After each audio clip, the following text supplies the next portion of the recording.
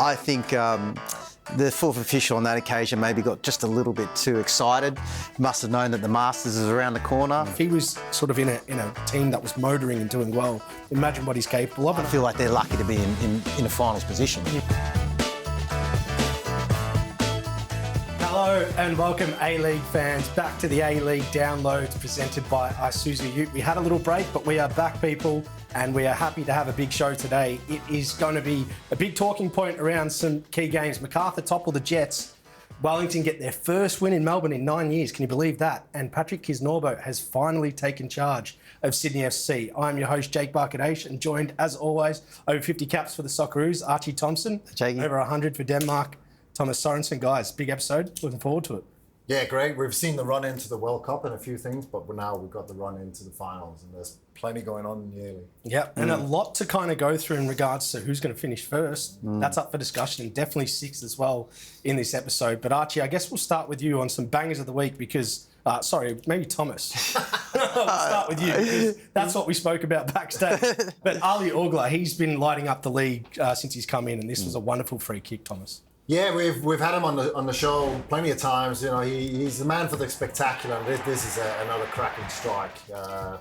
He's really been a great signing. 3 goals up until this point, and Laval as well has been a bit of energy up front. I still question a little bit. There's a split wall, and Matty Sutton is sort of stuck behind the two on the left and can't probably see the ball early enough to get there. But take nothing away from this strike. Yeah, he's been a superstar. And then a wonderful finish as well out in Adelaide with Felipe Gallegos. Yeah. Archie, this is brilliant. Yeah, definitely. And probably the game of the round, I think. And when you look at where both of these teams are, but that's a wonderful delivery and an amazing finish from Gallegos. But there was actually another one just after this where he almost made another spectacular goal. But this one, Thomas, we were talking about it because sometimes in this position, some strikers or some players will try to go for the laces, but this one he's gone the instep where you have a little bit more control, but he's hit that really well, and there's not too much that Smith's can do there. It's a great one for the kids as well, just to use the pace of the cross. Yeah. You don't need to generate anything. You just tap it in. Yeah. And for those wondering how I get ready to bring the hosting to you on this show, Felipe Gallegos and Auglah, they're my Ron Burgundy words that I use to show just to get going. But nonetheless, Marcus Younis, he had a big day out in his game on the weekend against Western Sydney Wanderers. He was practically involved in everything. Some good, some bad, some ugly. Let's have a look at it. Yeah, you can definitely see the energy he brings. I think he's been a great signing. Good layoff out to Kuhn, who, I think it's been a while since he's scored. He's been off with injury, and then he has a bit of luck as well, actually. Yeah, and this is what he's been doing so great, is he makes so many smart runs, like we talked about with that energy. Here is that red card. Look, let's discuss it. I don't think it's a red card. I mean, he doesn't see the guy. Yeah, but as we can see here, the referee's gone over to the fourth official, who's actually made the decision for the ref that this needs to be a second yellow. We all spoke earlier. We're all in agreement that we don't think that was a second yellow. No, I don't think, because there's no malice in it. He doesn't know the players behind him. He's trying to control the ball that's coming his way, and then the player that's coming through. Okay, he clips his foot, but I think. The fourth official on that occasion maybe got just a little bit too excited. Must have known that the Masters is around the corner. As we're excited, bro. Yeah, you're in the green. Yeah. Sometimes you can't control yourself, and but then he's called the ref over and said, okay, that's another bookable offence. And you would think, okay, he's on a yellow already. Maybe we should not let it. I think it's a discussion that didn't need to be had. And the thing is that now Younis is missing out on a massive game, Central Coast against City, where you look at the context of who's making the finals, could be big, and he's such a big part of why City are in this position. Well, Macarthur have thrown a cat amongst the pigeons in the title race. They took over a great result against Newcastle, guys. They've beaten 2 of the best teams in the last couple of weeks. They're showing some signs. They're starting to solidify themselves in the 6, if you can jump to that conclusion. But Thomas, I'll start with you. Great performance by them. They've had a bit of a rocky road this season, but it seems like they're finding some form on the back end. Yeah, and I think, especially the guys up front, there's been a few changes. But there, you got obviously Mitch Duke had a great game. You know, you saw the finisher that he is, and I think Duran has really come into his own. You know, the physicality. We saw him score a great goal against Auckland. He's got another one, this weekend. And when you got that firepower up front, you know, you're a challenge for anyone. And it looks like they've put it together at the right time, because, you know, now they're in that four-way battle, and really it's in their hands, to make the finals. And that header that I know that a lot of people are talking about the World Cup, and it was very much similar to that. But I don't know how he heads it that way. Like, you can see the ball coming and he's headed that way and it's curled to the back post. I think that was just an incredible finish. But with Macarthur, I think the way they started the season almost kind of gave them still the opportunity to come strong in the back end, because I know they did a lot of travelling, and that middle part of the A-League season, their performances were shocking. I mean, like, they just didn't turn up. The last couple of games, you could see the intensity of how they start games has been amazing. And, with Mitch Duke, I know that Mile Sturjovski said after the game that they should take him to the World Cup. He's definitely someone that they're probably missing in that nine role. I think if he keeps continuing the way he does, I think at the moment I don't see there's a Socceroo that's maybe doing the things that Mitch Duke is doing right now. We saw with the games just previously with the Cameroons and Curacao. I always forget that. Well, it's only a small country, 150,000. I mean, it's incredible how they're even there. It's amazing, but and they're actually a very good football team. I watched them play, man. They were great, but I didn't see anything in there that excited me as much as what maybe a Mitch can do. And he said after the game that he doesn't know where he stands, but I'm going to give it everything I can to make it, because it's going to be probably my last World Cup. I don't know if I'm going to be part of the Socceroo setup again. So there's a lot for him to accomplish from this season. Yeah, Thomas, just quickly, as to Archie's point, 10 games, 4 goals, 3 assists. He had a bit of a not a slow start, but then he had a little slow period, and now he's picking back up. Archie, for those for the long time download this, he hadn't even played a minute at Macarthur, and Archie goes, he'll win the Golden Boot. So we know he's a big fan. But Archie makes some great points, because he offers you not just goals, but this whole defensive work rate, a player that you can rely on at international level to be consistent, keep the ball, and so forth. Something that maybe we don't have solidified outside of Moture as a number 9. Yeah, and I think a World Cup squad allows you, a plan A and a plan B and a plan C, because you've got that massive squad. And so, he might not have to play, but you might end up in a situation where you're chasing a game, you need someone in the box. And, we even talked about, Harrison Sawyer at one point, just having that player that offers something different, and he can offer the physicality and also defensively, at set plays and everything else. So, you know what, if he can have a good run, going into finals, going into the end of the season, I think with the experience, I think he should be in the squad. Well, let us know in the comments. Do you think Mitch Duke should be there for the World Cup? Because the guys make a great point. He's finding form, and do we have a solidified number 9 for the Socceroos? That's still up for debate as well. Guys, I want to get into the title plate race, because that is starting to heat up, and I feel like Auckland now have had a couple of opportunities to capitalise on some Newcastle results where they haven't actually done that. We know the 1-1 game they had with Adelaide on the weekend, but they've dropped points a couple of times now. Arch, I'll go with you first just on this one.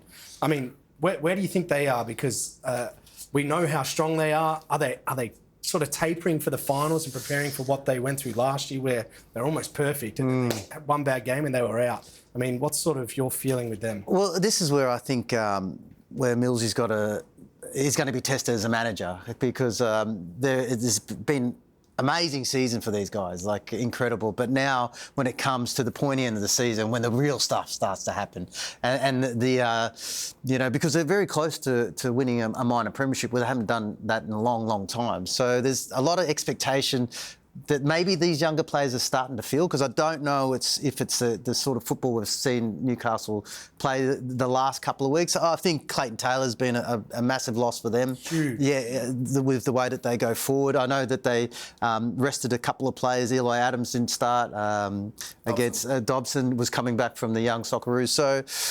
I don't.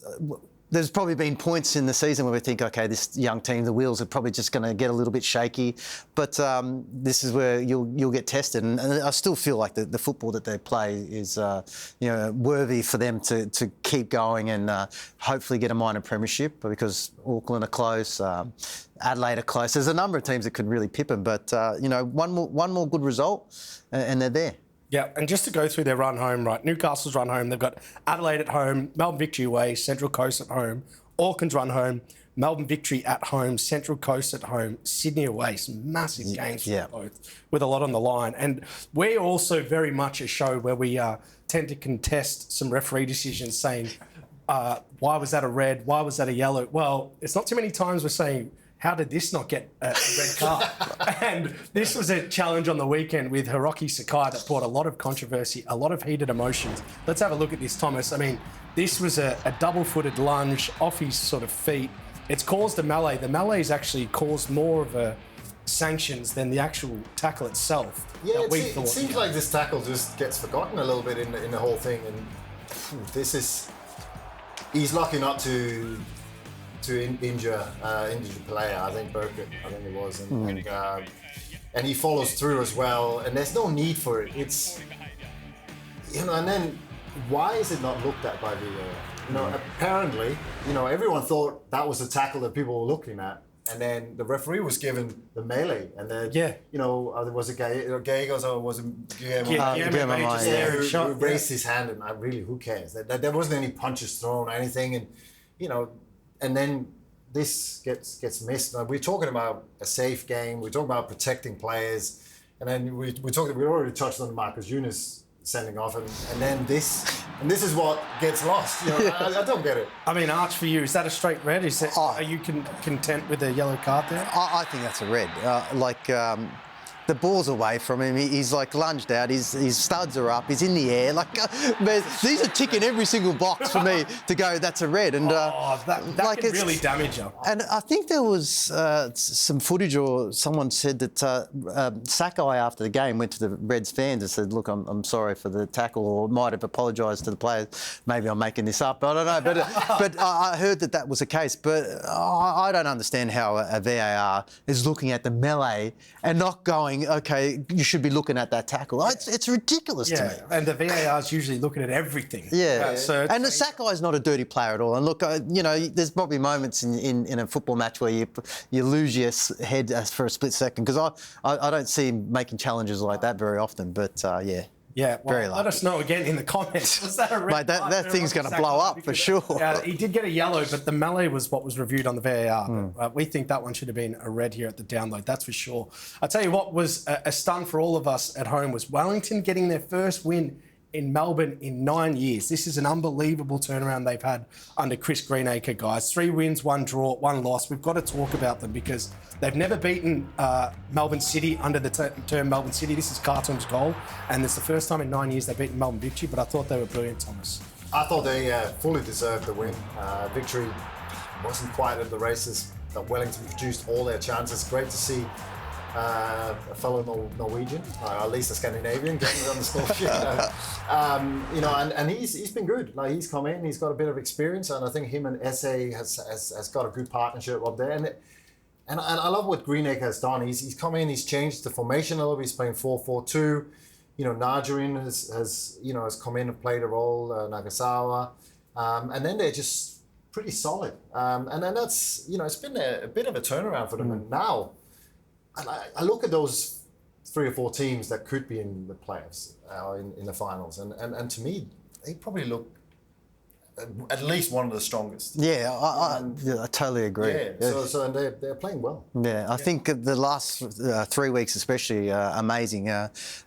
They dictated the tempo of the game. Like, this is on Melbourne Victory's home patch, and they hadn't lost a game in 7. And looking at where Victory can jump on the ladder, you're thinking they're going to come out and really be on top of this side, but they in every facet of the game, Wellington were great. From possession to turning possession into an end product by maybe creating a chance. You said Eze's been great. I thought Corbin Piper, man, that guy. He was electric. Oh man, I thought you made a great point as well in the broadcast, Arch, about and this is not to take anything away from Wellington, but Rufer had a field day. There was no real pressure on the ball. They weren't, and where Victory is sitting on the ladder, you thought they would have come out of the gates to try and push to get even further up and have a chance. Yeah, well, this is what I was sort of looking from the manager's point of view on the bench. He was so frustrated because there wasn't any sort of flow to the defensive lines, where it's like, you know, you're moving as one and trying to get up in the faces of the Wellington players where they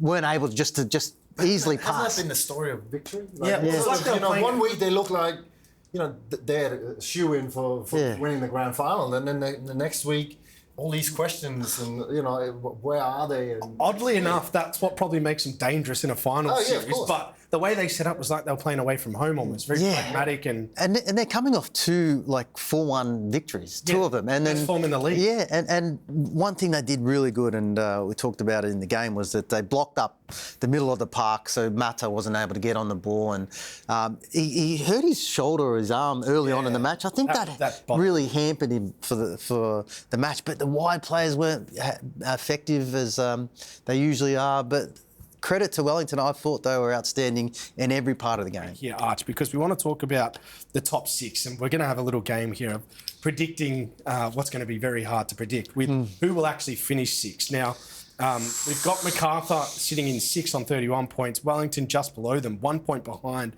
on 30, City on 29, Central Coast on 28. City and Central Coast, obviously the game tomorrow night, so they've both got a game in hand as well.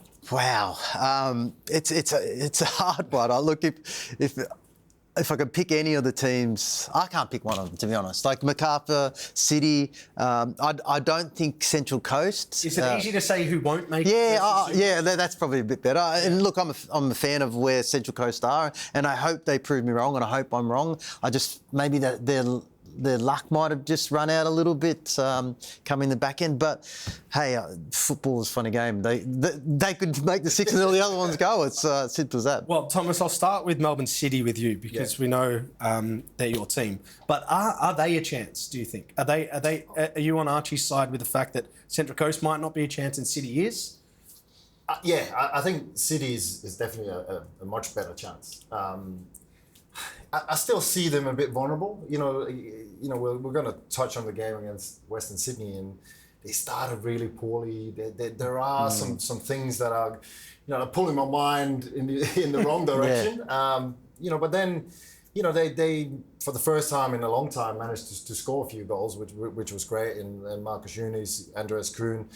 Talks about Lecky being back in the next couple of weeks, which will be a massive boost as well. So, you know, I can see Melbourne City moving in the right direction, and these two games, you know, they've got Central Coast and then Wellington. You know, if they win those two, you know, there should be a shoe-in, but again, it's not a gimme. Before I get Archie to get your opinion on the best January signings, as well as you, Thomas, just very quickly on Wellington. I mean, we talk about if Newcastle win this league, one of the great stories of the season. Wellington making the finals post-Chiefy.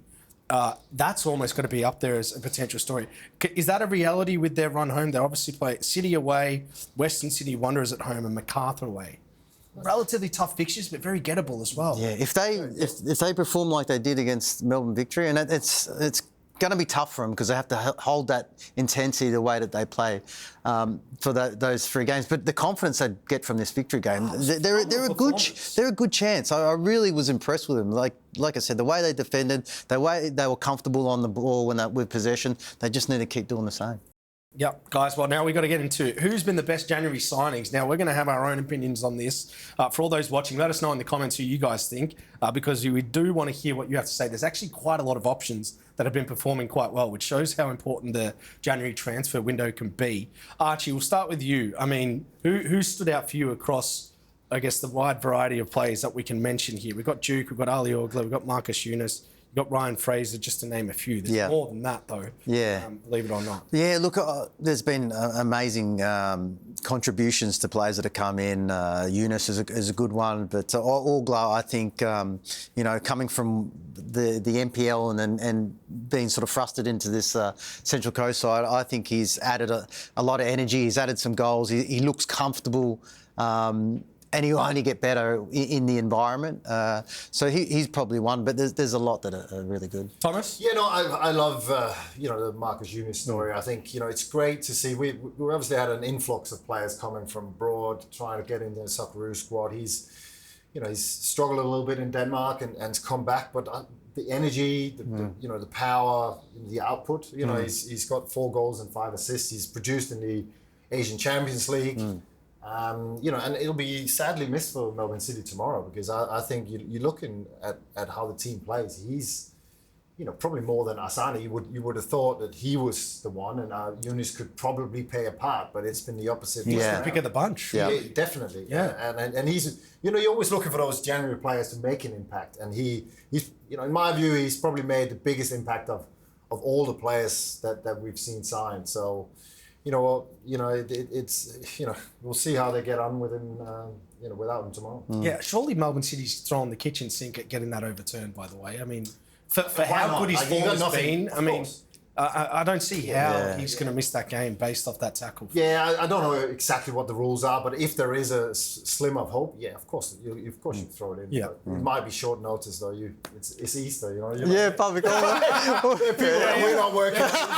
Out of office response. Mate, in Australia, we do one thing really, really well, is we stick to our public holidays, mate. You get that text back, we're out of the office until Wednesday. Yeah. But we played you. I can compare that, Archie. There's absolutely no one on the road. How good's that? But I do want to mention Ryan Fraser. He's had 4 goals and 3 assists. I mean, he's been outstanding, because you think about the team he's come into as well, to a new country when it's in summer. He's been outstanding. So, I mean, if he was sort of in a team that was motoring and doing well, imagine what he's capable of. And I think we've got to give an honourable mention to Charles Nduka too. 3 goals, 2 assists. He's added a real dimension. He's trying to get him back in his, trying to get in the good books. Hey, it wasn't me. For those watching Sooner and Buddha, it was not me. He said, we asked, hey, ChatGPT, we need a good-looking striker with a Rolex. And it's about out Charles Nduka, but he, in all seriousness, he's been brilliant, hasn't he, Archie? Yeah, no, he's been good.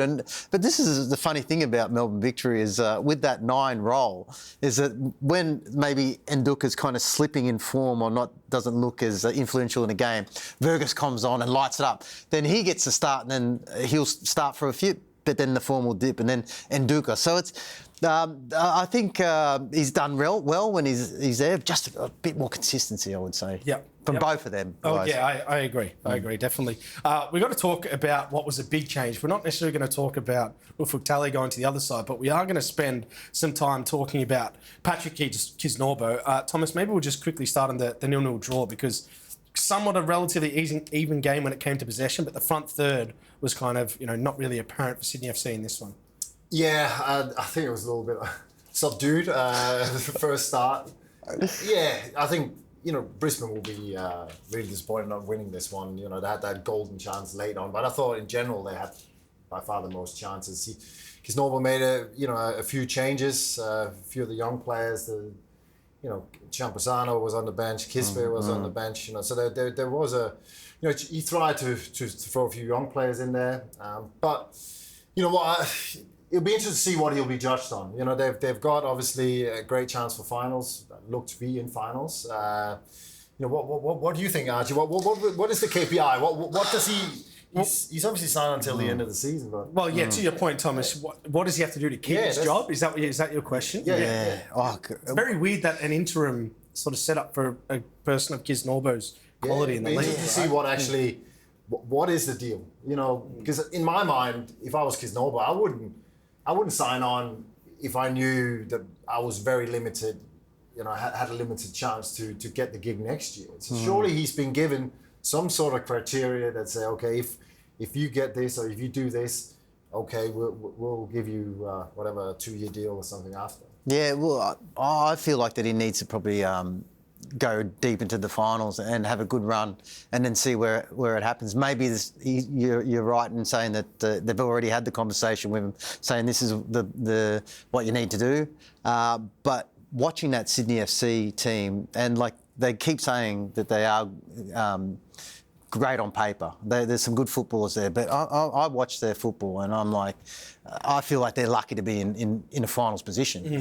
That game against Brisbane was that was a hard watch. It wasn't the prettiest of games. But then I don't think Sydney has been at a level where I've seen them in the past, and they're very, very lucky to be in a finals position for me. And that might be where PK gets that chance to go, well, what I can do in this short period of time, make them competitive and see how far I go into the finals. Need your lolly. But that's the thing. I mean, you talk about Juan Mata at Victory. You take him out, you take Joe Lolly out at Sydney. It shouldn't have that much of an effect. Yeah. But it seems like it changes everything. And that, whether that comes back to coaching, it's the direction and style of play. It's sometimes it's harder on the eye with, particularly Sydney in that case. My theory with the Patrick Kisnorbo thing is though, outside of John Aloisi, he's probably the most credible coach you can get to come into your team. So if you're not giving him a long-term deal, I think they're looking overseas for a coach. Yeah. But Thomas, you had an argument this morning. Well, why would a coach at that level come in and just commit to that short-term period? So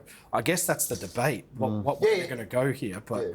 Maybe, look, I love if he's just backing himself and hasn't been given any guarantees, and he says, you know what, I feel with this squad, with what I've done in the past and everything else, I can come in and turn this around, or at least, have a great run and potentially a grand final win. But it doesn't look like, I agree with you, Archie. I think there's just pieces missing, and Lolly, is obviously a big piece.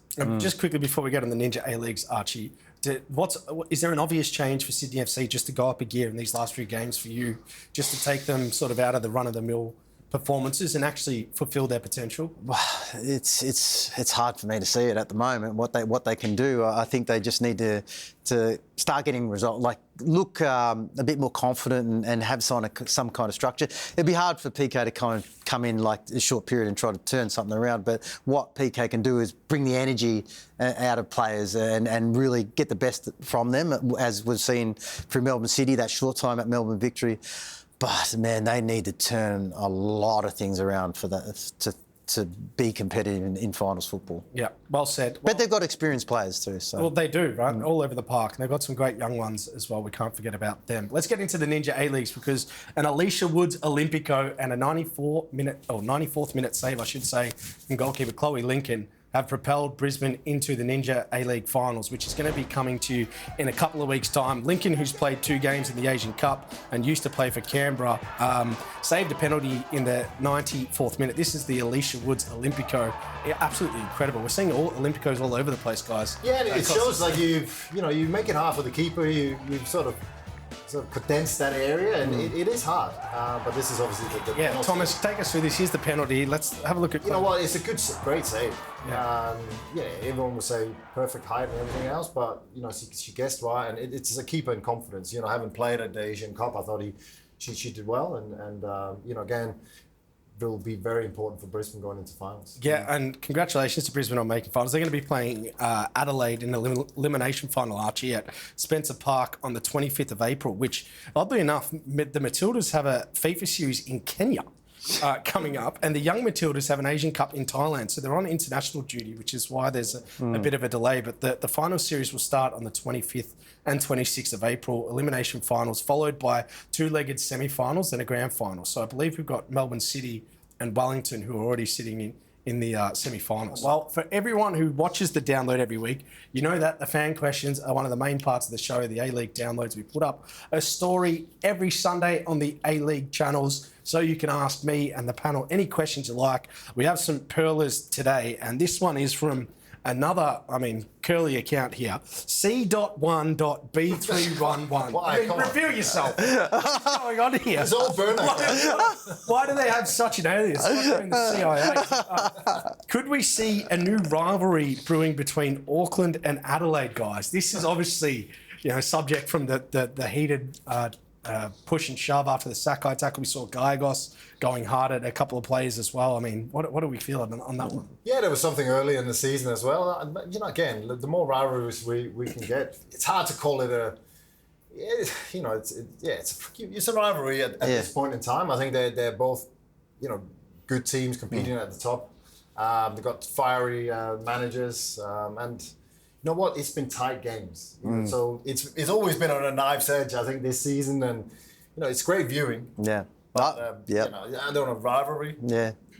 Maybe. I totally agree with If I was Adelaide, yeah. I'd be trying to make it one. Yeah, yeah. Of course. It's good for business. Yeah, right? yeah. So, and Auckland they do get a relatively good travelling crowd. Archie, I kind of want us to actually jump into this next one and have a real chat on, because this is from Jake on Insta, not me, by the way, even though I've just said I want us to have a chat on it. But are Melbourne victory too reliant on Juan Mata? You speak of Sydney FC having some of these performances where it looks like it's not clear what they're doing. It's a bit below par of the standard of players they got. I sometimes throw Melbourne victory in that bracket as well if Juan Mata's not at his best. But yeah, I would say so. I think over the last month or so, the performances of Mata have helped Melbourne victory to win games. Like, there's no doubt about it. I don't think there's been any other player in there that's been as influential as he. So if he's not getting the ball as the game against Wellington, he didn't, so they didn't create too much. So I think they are reliant on him big time. Yeah, and I don't think it's necessarily a bad thing. Like, why we've seen it. Yeah, well, that's why you bring him in, right? Like, bring it on. The more he can help the team, and, you know, he has been instrumental. You know, the only thing on the other side of that is just to hope he doesn't go down with an injury or anything, because, you know, he has been great. Thanks for coming in, guys. Good to be back after a break. Happy Easter to you all, to everyone at home. Thank you for all your fan questions, your likes, your comments, and all the support you've had on the show. That is all from us this week at the A-League's Download, presented by Isuzu Ute. We'll see you next week.